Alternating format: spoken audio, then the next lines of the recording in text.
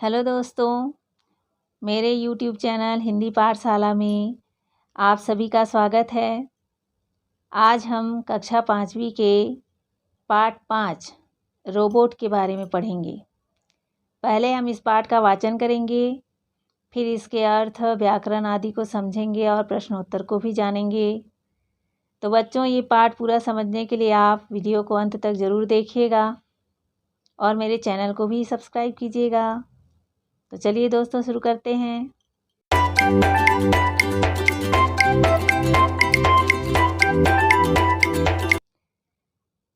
पाठ 5 रोबोट।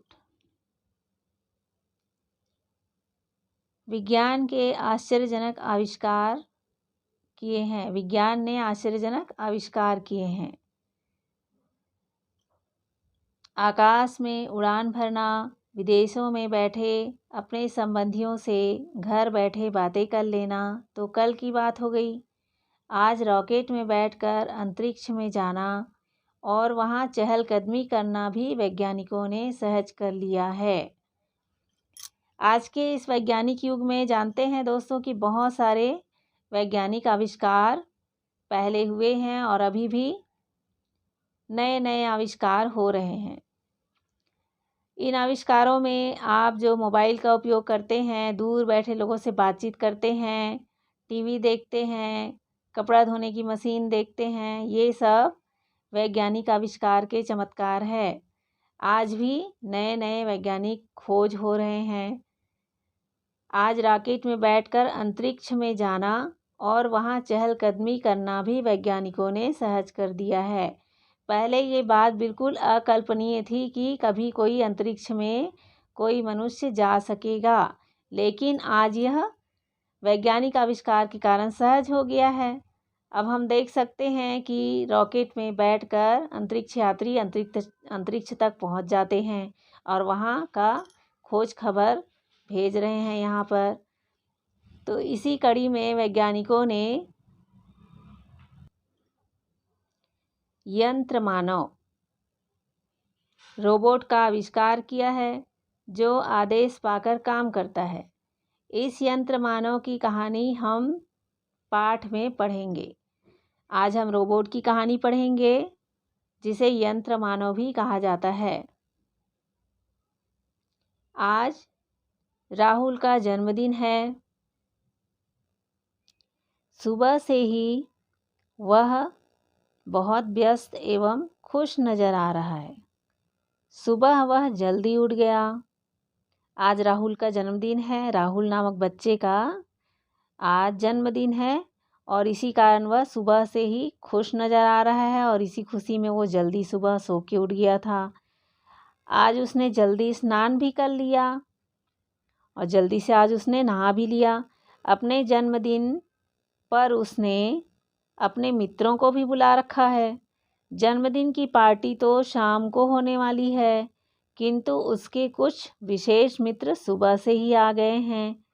अब वो, जैसे हम जन्मदिन पर अपने मित्रों को बुलाते हैं, बड़े बुजुर्गों रिश्तेदारों को न्योता देते हैं, वैसे राहुल ने भी अपने दोस्तों को बुलाकर जन्मदिन मनाने के लिए उनको निमंत्रण दिया हुआ है और उनके कुछ विशेष मित्र हैं जो सुबह से ही उनके घर में आ गए हैं।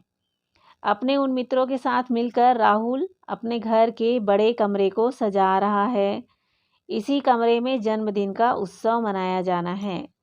राहुल अपने मित्रों के साथ मिलकर उस कमरे को सजा रहा है जिसमें जन्मदिन का उत्सव मनाया जाना है। जैसे गुब्बारे लगा रहा है, तोरण लगा रहा है। इस तरह से राहुल आज बहुत व्यस्त है। राहुल के इस जन्मदिन पर राहुल के पिताजी ने एक अनूठा उपहार देने की बात कही है। उपहार मतलब गिफ्ट। जैसे आपके बर्थडे में, आपके जन्मदिन में आपको गिफ्ट मिलता है ना, आपके दोस्त लोग भी आपको गिफ्ट देते हैं, माता पिता भी गिफ्ट देते हैं, वैसे ही एक उपहार उनके राहुल के पिताजी ने राहुल के लिए लाया है। राहुल तथा उसके मित्रों में इस अनूठे उपहार को देखने के लिए विशेष उत्सुकता और उत्साह और प्रसन्नता है। अब गिफ्ट खोल के देखने की उस प्रसन्नता और उसका उत्साह तो सभी में रहता है, वैसे ही राहुल के दोस्तों में भी अनूठे उपहार को देखने की उत्सुकता है। शाम को सभी मित्रों एवं अतिथियों के आ जाने पर राहुल की माँ ने राहुल को टीका लगाया और आरती उतारी। जिसका जन्मदिन होता है उस बच्चे की आरती उतारते हैं। मम्मी आरती उतारती है, माता पिता, घर के जो और भी रिश्तेदार है वो भी उस बच्चे की आरती उतारते हैं, टीका लगाते हैं। उसी तरह राहुल की माँ ने भी राहुल को टीका लगाया, उसकी आरती उतारी। उनके मित्रों ने गुब्बारे उड़ाए। इसके साथ ही तालियों की गड़गड़ाहट हुई और सब ने एक स्वर से गाया, तुम जियो हजारों साल, साल के दिन हो 50,000। और केक काटने के बाद सभी ने ताली बजाकर राहुल के लिए गाना गाया कि तुम जियो हजारों साल, साल के दिन हो 50,000। इसके बाद करण ने टेप का रिकॉर्ड चालू कर दिया। करण कौन? राहुल का मित्र था। उसने टेप रिकॉर्ड चालू कर दिया। संगीत की धुन पर सभी बच्चे नाचने लगे। टेप रिकॉर्ड में कैसेट लगने पर गाना बजता है ना, तो संगीत की धुन पर सारे बच्चे डांस करने लगे। किंतु संगीत शीघ्र ही बंद हो गया। ज़्यादा देर तक नाचना गाना नहीं हुआ, शीघ्र ही संगीत कार्यक्रम बंद हो गया। सभी बच्चों का ध्यान उस उपहार की ओर था जो आज राहुल के पिताजी राहुल को देने वाले थे। सभी बच्चे का ध्यान पहले से ही वो जान रहे थे कि एक विशेष उपहार राहुल के पिताजी जो है वो लाए हैं राहुल को देने के लिए, तो उस ओर सभी का ध्यान था। सुंदर चमकीले कागज़ से ढका रंगीन फीते से बंधा था बड़ा सा डिब्बा सबके बीच में लाया गया। अब वो गिफ्ट जो राहुल के पापा ने राहुल के लिए लाया था, वो गिफ्ट सबके बीच लाया गया जो सुंदर चमकीले कागज़ से ढका हुआ था। राहुल के पिताजी ने जन्मदिन की बधाई देते हुए राहुल से डिब्बे का फीता खोलने को कहा। गिफ्ट का डिब्बा जो फीते से बंधा था उसको उनके पिताजी ने राहुल से खोलने के लिए कहा। राहुल ने डिब्बा खोला। डिब्बा खोला गया। उसके अंदर एक बड़ा खिलौना था। उसके अंदर से क्या निकला? एक खिलौना जो बड़ा था, आकार में बड़ा था। खिलौना क्या था? लोहे का बना हुआ एक आदमी था। लोहे का बना एक आदमी, जैसे हम लोग हाड़ मांस के बने होते हैं, वो जो खिलौना था वो लोहे का बना हुआ था। सभी बच्चे उसे छू छू कर देखने लगे। एक ने कहा, यह तो लोहे का आदमी है। दूसरे ने कहा, यह तो काफ़ी भारी है। तीसरे ने पूछा, हम इसका क्या करेंगे? अब राहुल के दोस्त भी उसको छू छू कर देखने लगे। अब वो उनको काफ़ी भारी लग रहा था, वो खिलौना लोहे का था, ये तो सबको पता चल गया था। तो तीसरा दोस्त पूछने लगा कि हम इस लोहे के खिलौने का क्या करेंगे, ये तो भारी भी है। तभी राहुल के पिताजी ने कहा, बच्चों, यह खिलौना जो मैंने राहुल को दिया है एक रोबोट है। यह अपने आप चलने वाली मशीन है जो आदमी की तरह कार्य करती है। देखो, मैं इसे चालू करता हूँ, तुम सब इसके करतब देखना। राहुल के पिताजी ने कहा कि मैं इस मशीन को जो आदमी की तरह दिख रहा है इसको मैं चालू करता हूँ, फिर तुम इन सब के इस मशीन के करतब देखना। राहुल के पिताजी ने रिमोट का बटन दबाकर उसे चालू कर दिया। उसमें एक रिमोट था उस खिलौने के साथ। उसका बटन दबाकर राहुल के पापा ने उस खिलौने को जो आदमी की तरह दिख रहा था उसे चालू कर दिया। उस रोबोट ने अपने दोनों हाथ जोड़कर सभी को नमस्कार किया। रिमोट का बटन दबाते ही जो रोबोट था उसने सबको नमस्कार किया अपने दोनों हाथ जोड़कर। उसके बाद उसने हाथ मिलाने के लिए अपना हाथ बढ़ाया और कहा, राहुल भैया, तुम्हें जन्मदिन की बधाई। अब वो जो रोबोट था वो आश्चर्यजनक तरीके से राहुल से बोलने लग गया। हाथ बढ़ाकर उसने कहा कि राहुल भैया, तुम्हें जन्मदिन की बधाई। राहुल ने भी हाथ मिलाकर उसे धन्यवाद दिया। सभी बच्चे रोबोट का यह करतब देख खुशी से उछल पड़े। सभी बच्चे जो है वो आश्चर्य में थे कि ये बोल कैसे रहा है, हाथ भी मिला रहा है, बधाई भी दे रहा है, ये तो बड़ी विचित्र सी बात है। तो बच्चे उस रोबोट को देखकर खुश हो गए और खुशी से उछल पड़े। उसके बाद उस रोबोट ने व्यायाम एवं मार्च पास्ट भी करके दिखाया। जैसे आप लोग स्कूल में व्यायाम करते हैं ना, परेड भी करते हैं, वैसे ही रोबोट ने व्यायाम किया, मार्च पास्ट भी किया। बच्चे जो है रोबोट के करतब देखकर हैरान थे, क्योंकि वह काम भी करता था और बोलता भी था। अब ऐसा खिलौना जो बोलता भी हो और कार्य भी करता हो, उसे देखकर बच्चों को आश्चर्य तो होगा ही। तो राहुल के दोस्त भी आश्चर्य में पड़ गए थे। राहुल ने अपने पिताजी से पूछा, पिताजी, रोबोट और क्या क्या काम करता है? पिताजी ने बताया, बेटे, यह तो मात्र खिलौना रोबोट है, इसलिए यह कुछ मनोरंजन ही करता है, कोई कठिन काम नहीं करता है। वैज्ञानिकों ने आदमी के स्थान पर काम करने के लिए जो रोबोट बनाए हैं, वे इसकी तुलना में काफ़ी जटिल होते हैं। उनके अंदर जो मशीन होती है वह भी काफ़ी जटिल होती है। अब जटिल मतलब जो आसानी से समझ में ना आए। तो रोबोट के अंदर जो मशीन होती है वह भी काफ़ी पेचीदा होती है, समझ में आसानी से। रोबोट में इतने जटिल मशीन लगे रहते हैं जो पेचीदा होने के कारण आम इंसानों को समझ में नहीं आता है। ऐसे रोबोट को बनाने में समय भी बहुत लगता है, इस कारण वे काफ़ी महंगे होते हैं। करण ने पूछा, चाचा जी, जब ये बहुत महंगे होते हैं तो उन्हें क्यों बनाते हैं? करण मतलब राहुल के दोस्त। उसने पूछा कि चाचा जी, जब रोबोट इतने महंगे होते हैं तो उन्हें बनाने की क्या ज़रूरत है? तो राहुल के पिताजी ने कहा, बेटे, कुछ ऐसे भी देश है जहाँ घर या कारखानों में काम करने के लिए आदमियों की कमी होती है, वहाँ इनसे काम लिया जाता है। अब जहाँ आदमियों की कमी होगी वहाँ मशीन से काम लिया जाएगा। तो ऐसे देशों में जहाँ आदमियों की कमी होती है, काम करने वालों की कमी होती है, वहाँ रोबोट से काम लिया जाता है। चाहे वो छोटे काम हो, चाहे बड़े काम हो, चाहे सरल काम हो, चाहे कठिन काम हो, वहाँ पे रोबोट से काम लिया जाता है। राहुल के पिताजी ने कहा, बेटे, कुछ ऐसे भी देश है जहाँ घर या कारखानों में काम करने के लिए आदमियों की कमी होती है, वहाँ इनसे काम लिया जाता है। सीमा ने पूछा, चाचा जी, आदमी की कमी होने पर आदमी तो कहीं से भी बुलाए जा सकते हैं, ये महंगे रोबोट क्यों बनाए जाते हैं? क्या ये आदमियों से भी अधिक काम करते हैं? तो राहुल के पिताजी ने कहा कि हाँ बेटी, ये आदमियों से कई गुना अधिक काम कर सकते हैं, ये थकते नहीं हैं, इनसे गलतियाँ भी नहीं होती। ये रोबोट कुछ ऐसे भी काम करते हैं जो आदमियों के वश में नहीं होते हैं। अब वो थकते क्यों नहीं हैं रोबोट? क्योंकि वो तो मशीन है। जो शरीर हाड़ मांस से बना रहता है, मांसपेशियों से बना रहता है, वो अधिक देर तक काम करने से थक जाता है। जैसे मानव शरीर जो है वो अधिक देर काम करने से या अधिक कठिन काम करते करते थक जाता है, लेकिन रोबोट तो मशीन होता है, रोबोट भला कैसे थक सकता है?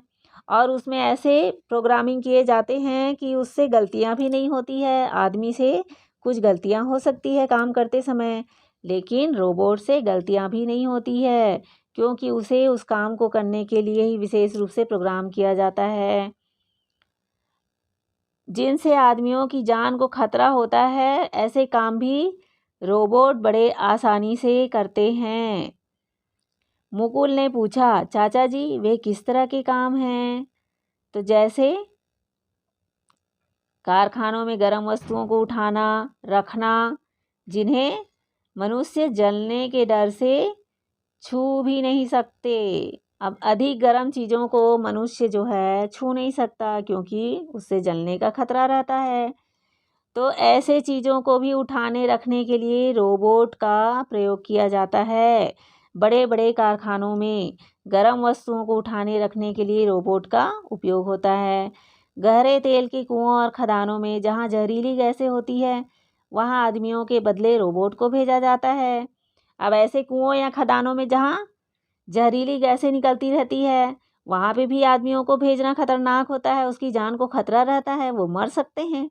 इसलिए आदमी के बदले ऐसे कुओं में, ऐसे खदानों में रोबोट को भेजा जाता है। अंतरिक्ष यात्राओं में भी रोबोट को भेजा जाता है।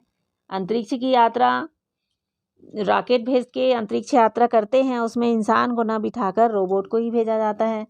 आजकल गहरे समुद्र में गोताखोरी का काम भी रोबोट से ही लिया जा रहा है। और आजकल समुद्र में गोताखोरी जो करते हैं ना, कुछ खोज खबर करते हैं समुद्र की गहराइयों में जाकर, उसमें भी कुछ खतरा रहता है, इसलिए वहाँ भी रोबोट से ही काम लिया जा रहा है। गोताखोरी का काम भी रोबोट कर रहे हैं। ऐसी विपरीत परिस्थितियों में भी रोबोट मनुष्यों से अच्छा और तेजी से काम कर सकते हैं। राहुल ने पूछा, पिताजी, ये रोबोट किस तरह से सब कार्य करते हैं? इन्हें कैसे पता होता है कि कौन सा काम कब, कहाँ और कैसे करना है? तो राहुल के पिताजी ने कहा कि बेटे, मनुष्य के मस्तिष्क की तरह इस मशीनी मानव में ये एक यादगार यूनिट फिट होती है, जिसमें लाखों आदेश जमा किए जा सकते हैं। अब जैसे आदमी का जो दिमाग होता है वो चीज़ों को याद रखता है, उसकी मेमोरी रहती है, वैसे ही इस रोबोट में भी ऐसी यूनिट फिट रहती है, ऐसा प्रोग्रामिंग रहता है कि उसे भी बहुत सारे आदेश उसे याद रहते हैं। उसमें मशीन में इस तरह की प्रोग्रामिंग होती है कि उसमें ऑर्डर फिट किए जाते हैं और उस आदेश के अनुसार ही वो काम करता है रोबोट। जो काम करवाने हो उनकी सूची इस मशीन में डाल दी जाती है। इसके बाद एक काम स्वयं करते जाते हैं। सीधे ढंग से हम यह कह सकते हैं कि रोबोट के अंदर एक कंप्यूटर फिट होता है, जिसमें ये आदेश भरे होते हैं। कंप्यूटर आप लोगों ने देखा होगा। कंप्यूटर उसमें सीपीयू भी रहता है, कीबोर्ड भी रहता है। तो सीपीयू जो है उसके दिमाग का काम करता है, कंप्यूटर के दिमाग का काम। वैसे ही जैसे हम मनुष्यों के अंदर का मस्तिष्क काम करता है ना, वैसे ही सीपीयू कंप्यूटर के दिमाग का काम करता है। उसमें आदेश भरे होते हैं, ऑर्डर भरे होते हैं कि क्या क्या काम करना है। उस कंप्यूटर में फिट रहता है, रोबोट के अंदर जो कंप्यूटर फिट रहता है उसमें ये आदेश भरे होते हैं। रोबोट में कुछ विशेष काम करने के लिए आदमियों की तरह उंगलियां फिट कर दी जाती है। इनमें वे किसी भी वस्तु को पकड़ सकते हैं, छोड़ सकते हैं, धक्का दे सकते हैं, घुमा सकते हैं, ऊपर नीचे कर सकते हैं, दाएं बाएं हिला भी सकते हैं। तो जैसे आदमी काम करते हैं अपनी उंगलियों से, वैसे ही रोबोट भी काम कर सकता है, उसमें भी उंगलियां फिट कर दी जाती है। रोबोट में कई प्रकार की गति करने की क्षमता होती है। ये हल्के से हल्का और भारी से भारी काम कर सकते हैं। कुछ तो ऐसे रोबोट बन चुके हैं जो वातावरण में होने वाले परिवर्तन के अनुसार अपने को ढाल सकते हैं। कंप्यूटर की सहायता से वे किसी भी समस्या पर निर्णय भी ले सकते हैं। आजकल के कंप्यूटर बहुत ही आधुनिक रूप से बनाए गए हैं, जिसमें वो जो तात्कालीन समस्या होती है उस समस्या के अनुसार निर्णय भी ले सकते हैं कि मुझे अभी क्या काम करना चाहिए, क्या करूं तो ठीक रहेगा, ऐसा वो डिसीजन भी ले सकते हैं।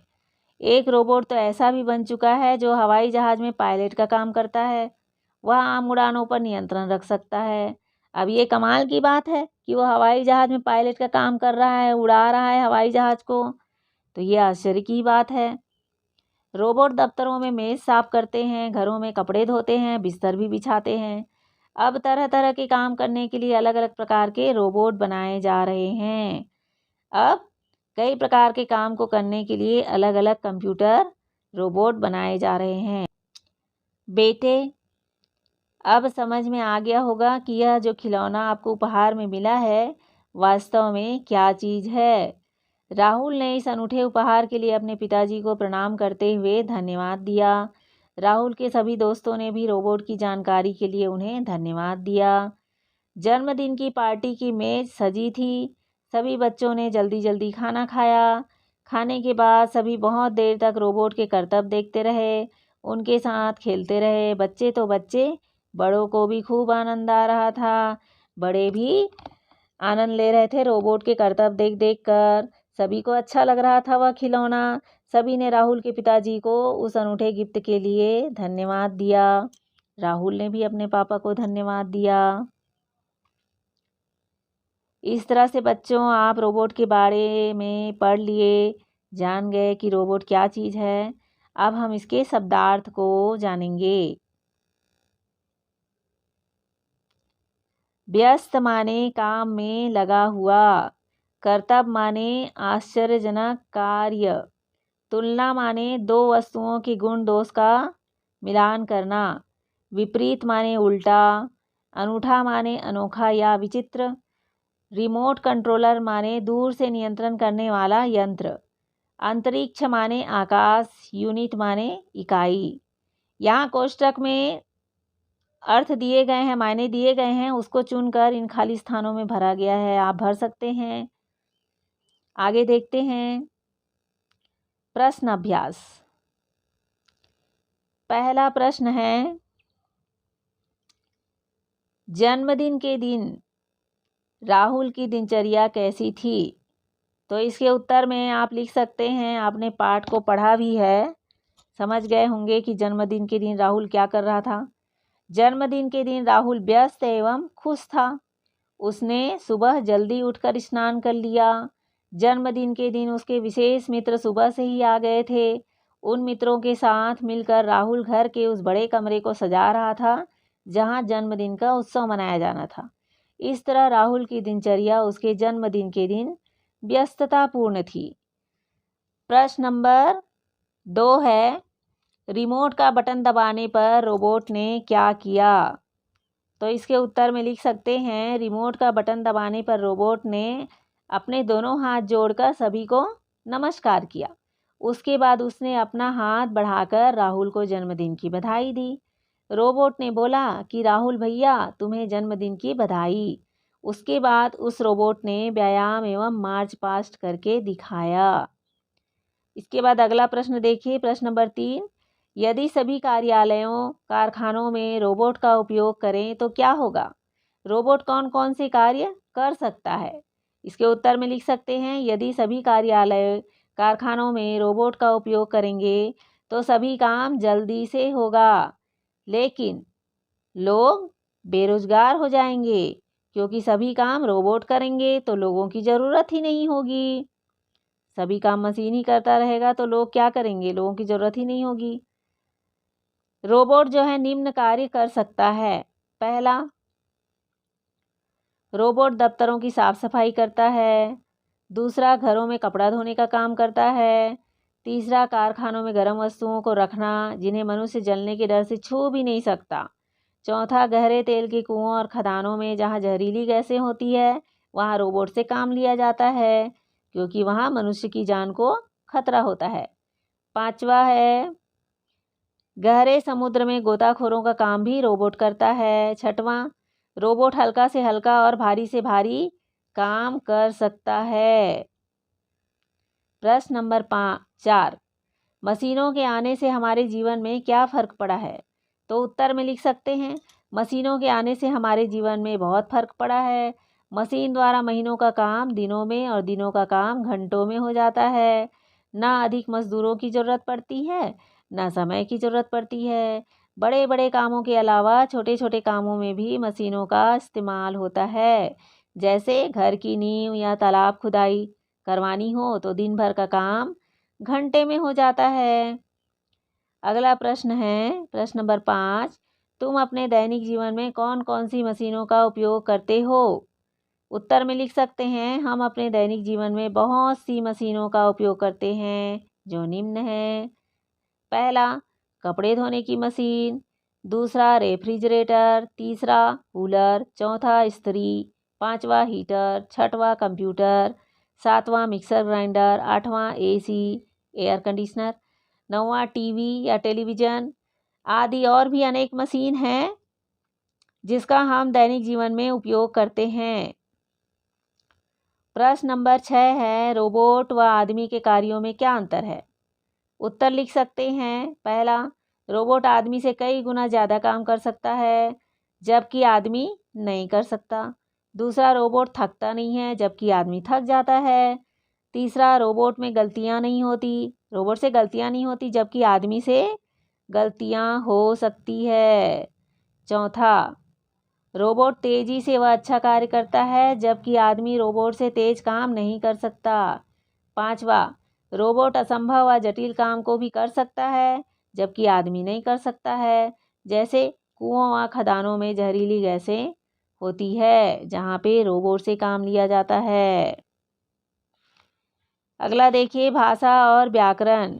पढ़ो और समझो। क, रोबोट कठिन काम करता है। ख, राहुल ने अनूठे उपहार के लिए पिताजी को धन्यवाद दिया। पहले वाक्य में कठिन शब्द काम की विशेषता बता रहा है। दूसरे वाक्य में अनूठे शब्द उपहार की विशेषता बता रहा है। विशेषता बताने वाले शब्दों को विशेषण और जिनकी विशेषता बताई जाए उन शब्दों को विशेष्य कहते हैं। हमारे पिछले पाठ में भी आपने देखा होगा, विशेषण की परिभाषा मैंने उसमें बताया था कि संज्ञा और सर्वनाम की विशेषता बताने वाले शब्द को विशेषण कहते हैं। तो यहाँ पर भी इन वाक्यों में बताया गया है। यहाँ पर काम की विशेषता है कि वो कठिन है, काम है पर वो कठिन काम है। यहाँ दिया है अनूठे उपहार, उपहार की विशेषता है कि वो अनूठा है। तो जिसकी विशेषता बताई जा रही है उसको विशेष्य कहते हैं। तो काम क्या हो गया? विशेष्य हो गया। काम की विशेषता बताई जा रही है कि वो कठिन है, तो कठिन हो गया विशेषण और काम हो गया विशेष्य। इसी तरह नीचे के वाक्य में अनूठा है विशेषण और उपहार हो गया विशेष्य, क्योंकि उपहार की विशेषता बताई जा रही है।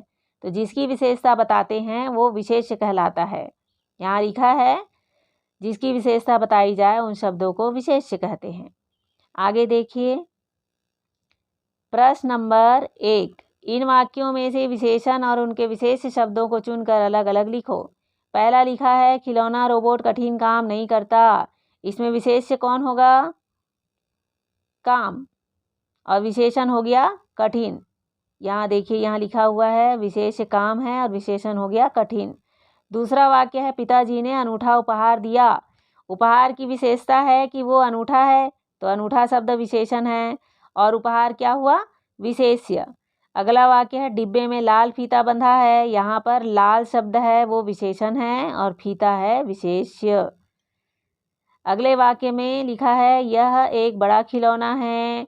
खिलौना है विशेष्य और बड़ा है विशेषण। खिलौने की विशेषता है कि वो बड़ा है। अगला देखते हैं, इस वाक्य को पढ़ो। उसकी आवाज़ सुनकर मैं उठ गया। इस वाक्य में उठना और जाना क्रियाओं के सही रूप बनाकर उठ गया क्रिया का प्रयोग हुआ है। एक क्रिया के साथ जब दूसरी क्रिया मिल जाती है तो दोनों क्रियाएं मिलकर संयुक्त क्रिया कहलाती है। उपयुक्त वाक्य में उठना मुख्य क्रिया, उठ और जाग क्रिया गया मिलाकर उठ गया संयुक्त क्रिया बनी है। अब यहाँ पर संयुक्त क्रिया बताई गई है, अर्थात दो क्रिया मिलकर संयुक्त क्रिया बन गए। एक उठने की क्रिया और दूसरा जागने की क्रिया, ये दोनों मिलकर संयुक्त क्रिया बनी है। इसी तरह का नीचे प्रश्न दिया गया है, प्रश्न 2। देना, जागना, पढ़ना, जगना के उचित रूप बनाकर संयुक्त क्रिया के रूप में इन अपने वाक्यों में प्रयोग करो। उदाहरण भी दिया गया है, चल देना, चल देना। ये जो देना लिखा है ऊपर में, इसको संयुक्त क्रिया बनाकर वाक्य प्रयोग किया गया है। देना के साथ चल जोड़ा गया है। चल भी क्रिया है, चलना, देना भी क्रिया है। क्रिया किसको कहते हैं? जिससे किसी कार्य के होने या करने का बोध होता है उसे क्रिया कहते हैं। तो देना भी क्रिया है, चलना भी क्रिया है। तो यहाँ पर वाक्य प्रयोग करके बताए हैं, मेरी बात का उत्तर न देकर वह चल दिया। चल दिया संयुक्त क्रिया को जोड़कर वाक्य बनाया गया है। ऐसे ही जाना, जाना मूल शब्द है, उसका उचित रूप हो गया गया। तो यहाँ संयुक्त क्रिया बनाया गया भूल गया। इसका वाक्य प्रयोग, मैं बात भूल गया।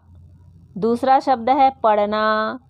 पढ़ना मूल शब्द का संयुक्त क्रिया गिर पड़ा। पढ़ना का उचित रूप हो गया पड़ा। गिर पड़ा का वाक्य प्रयोग, वह बच्चा गिर पड़ा। जगना, जगना का उचित क्रिया हो गया उठना। उठना के साथ संयुक्त क्रिया सोना। सोना और उठना दोनों मिलकर संयुक्त क्रिया बनाए हैं। इसका वाक्य प्रयोग हो गया वह जल्दी सोकर उठा। इस तरह से इसके वाक्य प्रयोग हमने किए हैं। यहाँ देखिए, पढ़ो और समझो। क, हम इसका क्या करेंगे। ख, ये रोबोट क्यों बनाए जाते हैं। उपयुक्त दोनों वाक्यों में प्रश्न पूछे गए हैं। इस तरह के वाक्यों को प्रश्नवाचक वाक्य कहते हैं। ऊपर में ये 2 वाक्य है जो बनाए गए हैं, ये प्रश्नवाचक वाक्य है। और यहाँ पे ये जो चिन्ह है ये भी प्रश्नवाचक वाक्य का चिन्ह दर्शा रहा है। इस प्रश्न को देखते हैं। प्रश्न नंबर 3, क्या, क्यों, कैसे, कब शब्दों का प्रयोग करते हुए नीचे लिखे वाक्यों को प्रश्नवाचक वाक्य बनाओ। एक शब्द का एक ही वाक्य में प्रयोग करो। यहाँ पूछा गया है क्या, क्यों, कैसे, कब। ये सभी प्रश्नवाचक शब्द है। इन शब्दों को वाक्यों में जोड़कर प्रश्नवाचक वाक्य बनाना है। क है, वह जल्दी उठ गया। अब इसको प्रश्नवाचक वाक्य बनाने के लिए एक शब्द, प्रश्नवाचक शब्द जोड़िए। कैसे, वह जल्दी कैसे उठ गया। दूसरा है, शाम को सभी मित्र आ गए। अब इसे प्रश्नवाचक वाक्य बनाया गया है क्यों जोड़कर। वो शाम को सभी मित्र क्यों आ गए। तीसरा है, संगीत शीघ्र ही बंद हो गया। तो यहाँ क्या शब्द जोड़कर क्या संगीत शीघ्र ही बंद हो गया। घ है, तुम सब इसके करतब देखोगे। इसको प्रश्नवाचक बनाने के लिए कब शब्द का इस्तेमाल किया गया है। तुम सब इसके करतब कब देखोगे। और यहाँ जो विराम चिन्ह है, यहाँ पर जो विराम चिन्ह है पूर्ण विराम का, इसको बदलकर हम प्रश्नवाचक चिन्ह लगाएंगे अंत में, ऐसा वाला। प्रश्नवाचक चिन्ह जब यहाँ पर लग जाएगा तो ये पूर्ण रूप से प्रश्नवाचक वाक्य बन जाएगा। अगला देखते हैं। प्रश्नवाचक वाक्य और आदेशात्मक वाक्य अलग अलग है। प्रश्नवाचक वाक्य में प्रश्न पूछे जाते हैं और आदेशात्मक वाक्य में आदेश दिए जाते हैं। प्रश्नवाचक वाक्य के अंत में प्रश्नवाचक चिन्ह लगाया जाता है। आदेशात्मक वाक्य के अंत में पूर्ण विराम लगाया जाता है। दोनों के उदाहरण देखिए। क है, यह पाठ पढ़ो। अब तुम्हें कोई ऑर्डर कर रहा है, आदेश दे रहा है कि यह पाठ पढ़ो, तो ये हो गया आदेशात्मक वाक्य। दूसरा है, क्या तुमने पाठ पढ़ा। तो ये है प्रश्नवाचक वाक्य। तुमसे पूछा जा रहा है कि क्या तुमने पाठ पढ़ा, और यहाँ पर प्रश्नवाचक चिन्ह भी लगा हुआ है। इसका अर्थ हुआ कि ये प्रश्नवाचक वाक्य है। अगला देखिए। शाम को सभी मित्रों और अतिथियों के आ जाने पर राहुल की माँ ने राहुल को टीका लगाया। इस वाक्य में मित्रों और अतिथियों शब्द मित्र और अतिथि के बहुवचन है। प्रश्न 4 है, सोच कर लिखो कि बहुवचन बनाने में क्या अंतर आया। अब यहाँ जो अंतर दिया है उसको आपको बताना है कि मित्रों और अतिथियों के आ जाने पर राहुल की माँ ने राहुल को टीका लगाया। इस वाक्य में मित्रों और अतिथियों ये शब्द क्या दर्शा रहे हैं। ये शब्द मित्र और अतिथि के बहुवचन है। मित्र मतलब एक मित्र, मित्रों का मतलब हो गया बहुत सारे मित्र। तो एक मित्र एक वचन को दर्शा रहा है और ये मित्रों हैं वो बहुवचन को दर्शा रहा है।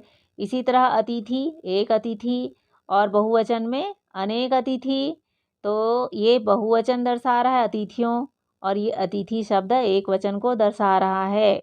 इस तरह से आपने एक वचन और बहुवचन भी समझ लिया है। आगे रचना में देखें। किसी मित्र या सहेली को पत्र लिखो जिसमें तुम्हारे जन्मदिन का वर्णन हो। किसी मित्र को अपने या सहेली को आप पत्र लिखेंगे और अपने जन्मदिवस का वर्णन उसमें करेंगे। रोबोट के संदर्भ में नीचे दी गई जानकारी पढ़ो व कक्षा में इस पर चर्चा करो। आज की मशीनी दुनिया में रोबोट इंसान के सच्चे साथी साबित हो रहे हैं। जोखिम भरे कामों को जल्दी और पूर्णता के साथ करने में रोबोट बेजोड़ है। बेजोड़ है मतलब जिसकी तुलना नहीं हो सकती, जिसको जोड़ा नहीं जा सकता किसी और से, वो बेजोड़ है। वाकमारू नाम के रोबोट का काम बुजुर्ग और अपंग लोगों की घर में मदद करना है। ऐसा रोबोट भी बनाया गया है जो बुजुर्ग और विकलांग लोगों की मदद करता है, उसका नाम वाकमारू रखा गया है। नवीनतम तकनीक से निर्मित रोबोट तो बम को निष्क्रिय करने, अंतरिक्ष में चहलकदमी करने, पानी के नीचे एवं खदानों में किए जाने वाले काम को भी आसान बना रहे हैं। हाल ही में अमेरिका में एक ऐसा रोबोट बनाया गया है जो अस्पतालों में सामानों की आपूर्ति व्यवस्था की जिम्मेदारी संभालेगा। मज़े की बात यह है कि काम पूरा होने पर यह अपनी जगह पुरानी जगह वापस आकर नया काम मिलने का इंतज़ार करता है। अब इसमें आश्चर्यजनक ये भी है कि अपना काम समाप्त होने के बाद वो वापस अपनी पुरानी जगह पर आ जाता है और नए ऑर्डर का इंतज़ार करता है, नए काम को मिलने का इंतज़ार करता है। तो दोस्तों ये पाठ आपने पूरा समझ लिया, प्रश्न उत्तर भी जान गए। अगर ये वीडियो अच्छी लगी हो तो दोस्तों अपने दोस्तों को इस वीडियो को शेयर कीजिएगा, लाइक कीजिएगा और जो मेरे चैनल में नए हैं अभी तक सब्सक्राइब नहीं किए हैं वो मेरे चैनल को सब्सक्राइब भी कर दीजिए, बेल आइकन को भी दबा दीजिए जिससे आने वाले पार्ट के वीडियो के नोटिफिकेशन भी आपको मिल सके। Thank you.